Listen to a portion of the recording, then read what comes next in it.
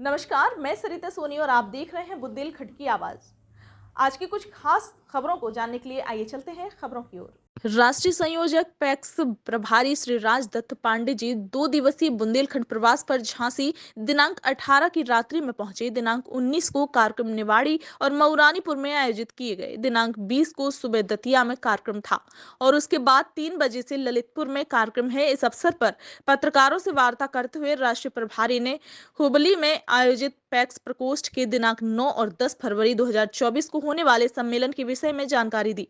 इस सम्मेलन का उद्घाटन सहकारिता मंत्री अमित शाह जी करेंगे। अलग अलग क्षेत्र को सरकार भारती के राष्ट्रीय अध्यक्ष दीनानाथ ठाकुर, राष्ट्रीय महामंत्री श्री उदय जोशी, राष्ट्रीय संगठन प्रमुख संजय पाचपुर, अनेकों सहकारी संस्थाओं के एचडी सहकारिता के विषय में मार्गदर्शन करेंगे। झांसी विभाग से भी पैक्स के लोग इसमें सहभाग करेंगे। आइए देखते हैं पूरी खबर सरिता सोनी की रिपोर्ट। पांडे जी, किस तरह का आयोजन हो रहा है पैक्स का? देखिए, सहकार भारती जो है राष्ट्रीय स्वयंसेवक संघ का एक अनुषांगिक संगठन है और सहकार भारती का काम है सहकारिता की क्षेत्र में वृद्धि, शुद्धि और समृद्धि। और हम बिना संस्कार, बिना सहकार, बिना सहकार नहीं उद्धार के नारे पर काम करते हैं। मैंने सहकारिता के क्षेत्र को कैसे हम आगे बढ़ावें, कैसे उसमें अच्छे लोग आवें, कैसे वो जनता का आंदोलन बने, इस विषय पर सहकार भारती प्रयास करते हुए काम कर रही है। सहकारिता में विभिन्न प्रकोष्ठ और विभिन्न मोर्चे, जैसे अपना मार्केटिंग सोसाइटीज़ हैं, पैक्स की सोसाइटीज़ हैं जिनको हम प्राथमिक ऋण सहकारी समिति बोलते हैं, डेयरी समितियां हैं, फिशरी समितियां, ऐसी बहुत प्रकार की समितियां काम करती हैं। तो सहकार भारती इन्हीं विषयों को लेकर के विभिन्न प्रकोष्ठों को, माने विभिन्न आयामों के अधिवेशन का आयोजन कर रही है। ये हमने क्रेडिट का अपना सफल आयोजन दिल्ली में किया, 5000 की संख्या थी।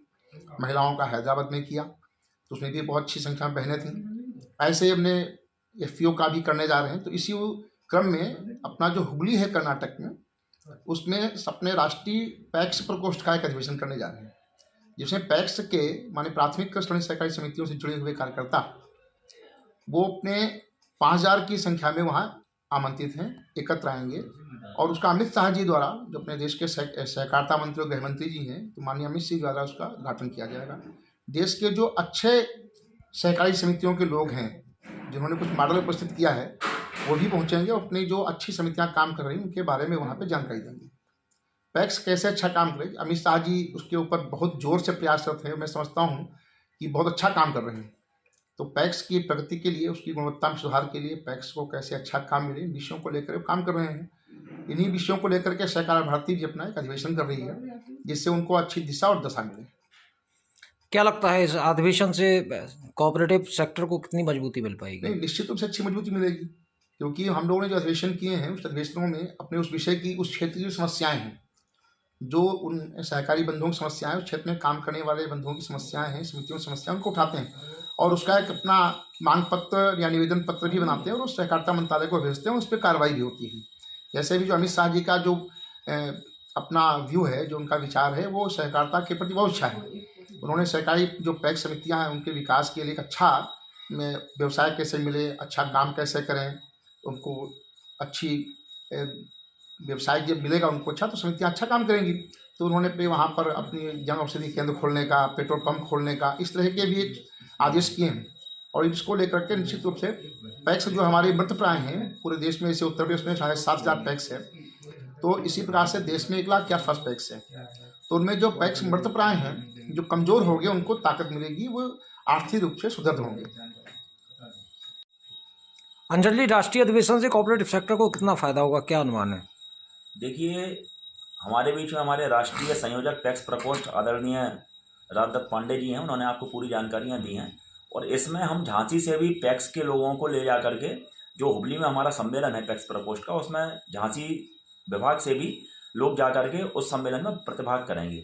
और जहाँ तक आपने कहा कि कितना फ़ायदा होगा, तो फ़ायदा तो देखिए, जब से सहकार भारती के दबाव में ही सहकारिता मंत्रालय का गठन हुआ है और पहली बार सहकारिता मंत्रालय भारत सरकार में बना और सारे प्रदेशों के अंदर बना, तो सहकार भारती जिस काम को कर रही है उसके माध्यम से, पैक्स सोसाइटियों के माध्यम से और अन्य जो सोसाइटियाँ हैं उनके माध्यम से लोगों को स्वावलंबन में, आर्थिक रूप से मजबूत करने में बहुत तेज़ी के साथ में प्रगति हो रही है।